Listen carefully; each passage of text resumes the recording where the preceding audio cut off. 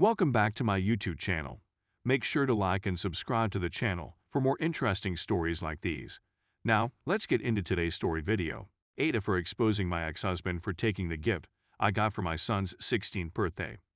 After I was diagnosed with cancer, my female 36 ex-husband, male 37, divorced me. He made it all about himself and then blamed me for our marriage demise. I married a 23-year-old lady who refers to me with insulting nicknames. I attempt to maintain a positive co-parenting relationship with my 16-year-old son, who lives in both places.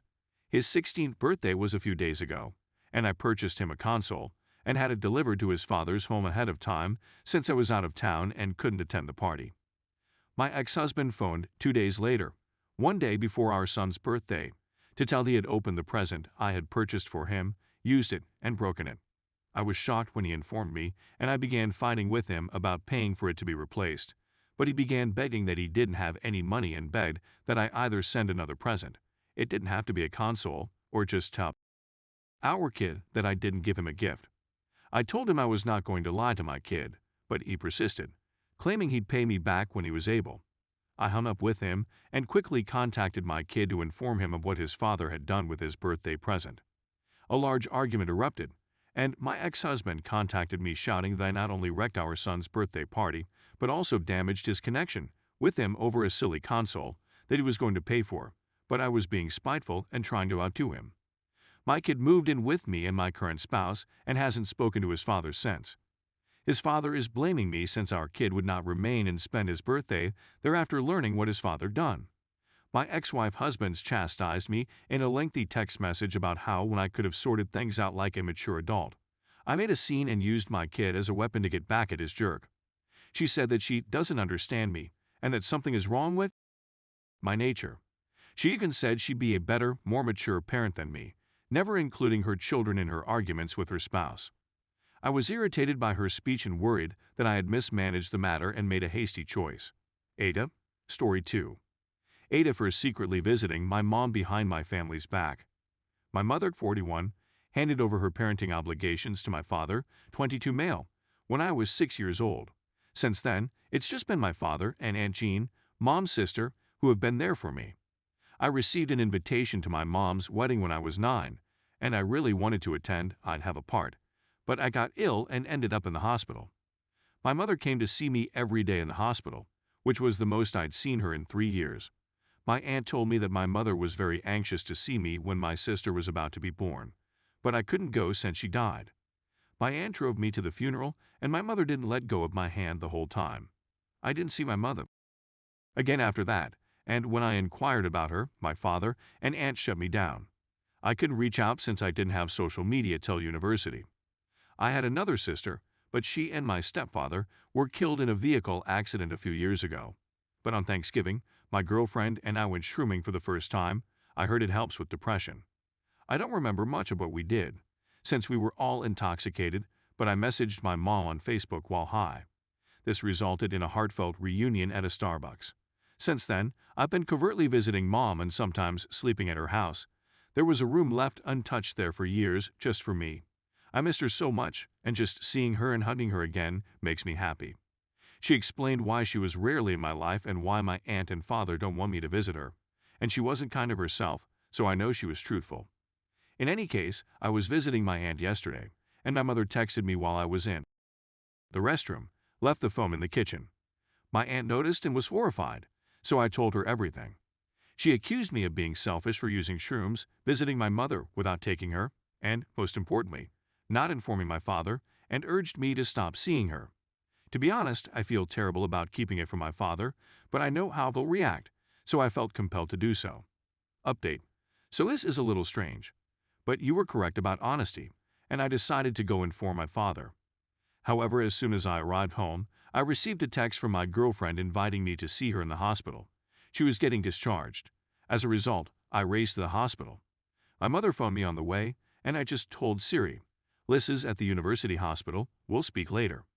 So I was taken into the room with my girlfriend, and she informed me that although she was okay, they discovered she was pregnant.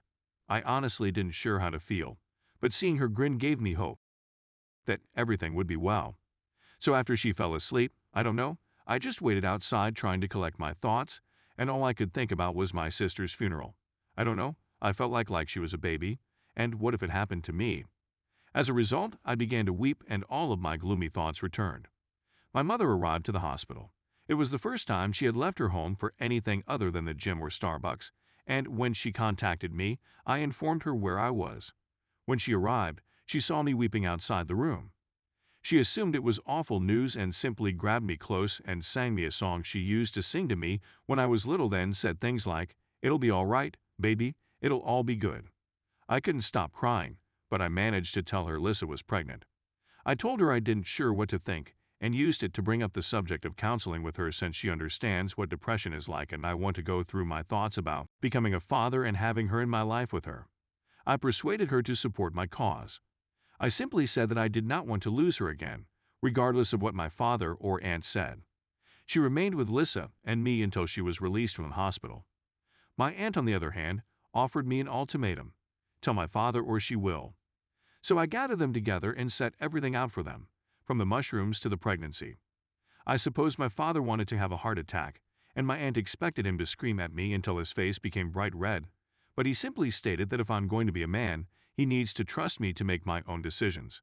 That appeared to disturb my aunt, but she looked unconcerned.